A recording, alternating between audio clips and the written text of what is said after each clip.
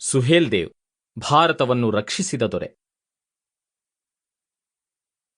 ಬರೆದವರು ಅಮೀಶ್. ಅಧ್ಯಾಯ 1. ಸೋಮನಾಥ್, ಇಂಡಿಯಾ, ಕ್ರಿಸ್ತಶಕ 1025. ಭಾರತೀಯ ಯೋಧ ಸಿಡಿಮಿಡಿಗೊಂಡು ಗುರುಗುಟ್ಟಿದ. ಅವನ ಹಣೆಯ ಮೇಲಿನ ಧಮನಿಗಳು ಎದ್ದು ಕಾಣುವ ಹಾಗೆ ಉಬ್ಬಿದವು. ಮೇಲ್ತೋಳಿನ ಸ್ನಾಯುಗಳು ಹುರಿಗಟ್ಟಿದ್ದವು. ಆತನ ಕಲ್ಲೆದೆಯ ಕೈಗಳು ಟರ್ಕಿ ವೈರಿಯ ಕುತ್ತಿಗೆಯನ್ನು ನಿರ್ದಯವಾಗಿ ಹಿಚುಕುತ್ತಿದ್ದವು. ಸಾವಿನ ಸಂಕಟದಿಂದ ಒದ್ದಾಡುತ್ತಿದ್ದ ವೈರಿಯು ಆತನ ಹರವಾದ ಎದೆಯ ಮೇಲೆ ನಿಫಲವಾಗಿ ಗುದ್ದುತ್ತಲೇ ಇದ್ದ. ಗುದ್ದಿದನು. ಉಗುರಿನಿಂದ ಆತನ ಕಣ್ಣನ್ನು ಪರಚುತ್ತಲೇ ಇದ್ದ. ಆದರೆ ಭಾರತೀಯ ಯೋಧ ಇದಾವುದನ್ನೂ ಲೆಕ್ಕಿಸದೆ ಟರ್ಕಿಯ ಸೈನಿಕನನ್ನು ಉಸಿರುಗಟ್ಟಿಸುತ್ತಿದ್ದ. ಟರ್ಕಿ ಸೈನಿಕನ ಶಕ್ತಿ ನಿಧಾನವಾಗಿ ಕುಂದಿತು. ಆತನ ಅಥಾಶ ಪ್ರತಿಭಟನೆ ಫಲಕೊಡಲಿಲ್ಲ. ಆತನ ಎದೆಯ ಮೇಲೆ ಕುಳಿತಿದ್ದ ಭಾರತೀಯ ಯೋಧನ ಹಿಡಿತ ಸಡಿಲವಾಗಲಿಲ್ಲ. ಕೆಲ ಕ್ಷಣಗಳಲ್ಲಿ ಟರ್ಕಿಯ ಮುಖ ಕೆಂಪಾಯಿತು. ಕಣ್ಣು ಉಬ್ಬಿದವು. ನಾಲಗೆ ಹೊರಚಾಚಿತು. ಅವನು ಕೊನೆಯುಸಿರೆಳೆದನು. ಆದರೆ ಭಾರತೀಯ ಯೋಧನ ಕ್ರೋಧವು ಇನ್ನೂ ತಣ್ಣಗಾಗಿರಲಿಲ್ಲ. ಆತ ಇನ್ನಷ್ಟು ಹೊತ್ತು ಕೆಳಗೆ ಬಿದ್ದಿದ್ದ ವೈರಿಯ ಕುತ್ತಿಗೆಯನ್ನು ಹಿಚುಕುತ್ತಲೇ ಇದ್ದನು.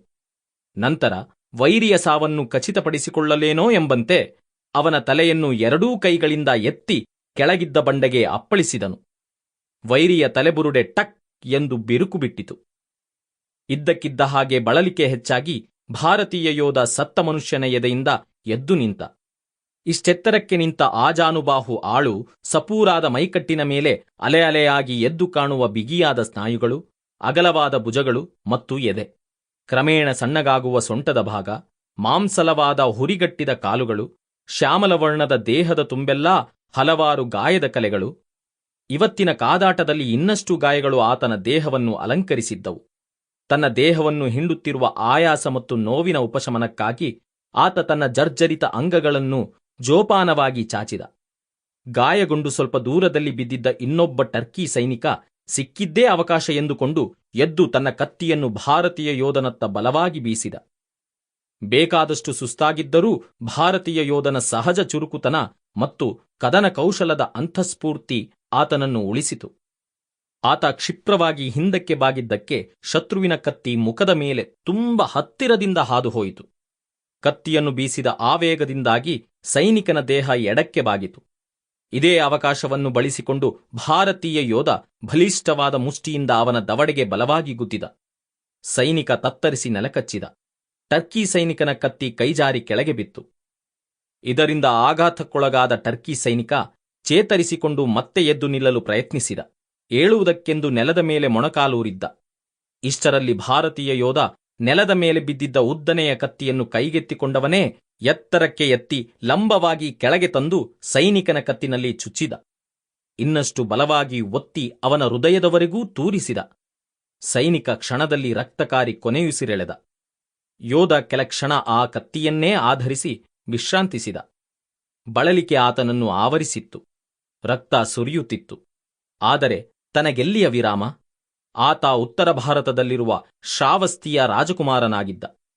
ಆತ ಮತ್ತು ಆತನ ಸೈನಿಕರು ಗುಜರಾತಿನ ಪಶ್ಚಿಮ ಕರಾವಳಿ ನಾಡಿನ ಸೋಮನಾಥ್ಗೆ ಧಾವಿಸಿ ಬಂದಿದ್ದರು. ಟರ್ಕಿ ದೇಶದ ಆಕ್ರಮಣಕಾರರಿಂದ ಪುರಾಣ ಪ್ರಸಿದ್ಧ ಶಿವದೇವಸ್ಥಾನವನ್ನ ಕಾಪಾಡುವುದಕ್ಕಾಗಿ ಈಗಾಗಲೇ ಅಲ್ಲಿ ಸೇರಿದ್ದ ಭಾರತೀಯರೊಂದಿಗೆ ಇವರು ಕೈಜೋಡಿಸುವವರಿದ್ದರು. ಮುಂದಾಗಿ ಬಂದಿದ್ದ ಉಪಟಳಕಾರರೊಂದಿಗೆ ಈಗಷ್ಟೇ ಅವರು ಕಾದಾಡಿದ್ದರು. ಆದರೆ ಇಷ್ಟರಿಂದಲೇ ಅವರು ತೃಪ್ತಿಪಟ್ಟುಕೊಳ್ಳುವಂತಿರಲಿಲ್ಲ. ಅವರಿಗೆ ಗೊತ್ತಿತ್ತು, ಟರ್ಕಿಯ ಮುಖ್ಯ ಸೇನೆ ಇನ್ನೂ ಇತ್ತ ಬರುವುದಿತ್ತು. ಅವರೆಲ್ಲ ಕೂಡಲೇ ಸಜ್ಜಾಗಬೇಕಾಗಿತ್ತು, ಇನ್ನೊಂದು ಸುತ್ತಿನ ಇದಕ್ಕಿಂತ ಘೋರವಾದ ಸಂಘರ್ಷಕ್ಕಾಗಿ. ಶ್ರಾವಸ್ತಿಯಿಂದ ಆಗಮಿಸಿದ್ದ ಭಾರತೀಯ ಯೋಧ ತನ್ನಷ್ಟಕ್ಕೆ ಎಂಬಂತೆ ಮಾತಾಡಿಕೊಂಡ. ಮಲ್ಲದೇವ್, ನೇರ ನಿಲ್ಲು, ಹೊರಡು, ಸೈನಿಕರನ್ನು ಮರುವಿನ್ಯಾಸಗೊಳಿಸು. ಆದರೆ ಆತ ಅಲ್ಲಿಯೇ ನಿಂತಿದ್ದ. ಮಂಡಿಯೂರಿದ್ದ ಟರ್ಕಿ ಸೈನಿಕನ ದೇಹದಲ್ಲಿ ಹೊಕ್ಕಿಸಿದ್ದ ಕತ್ತಿಗೆ ಆಧರಿಸಿ ಬಗ್ಗಿ ನಿಂತಿದ್ದ.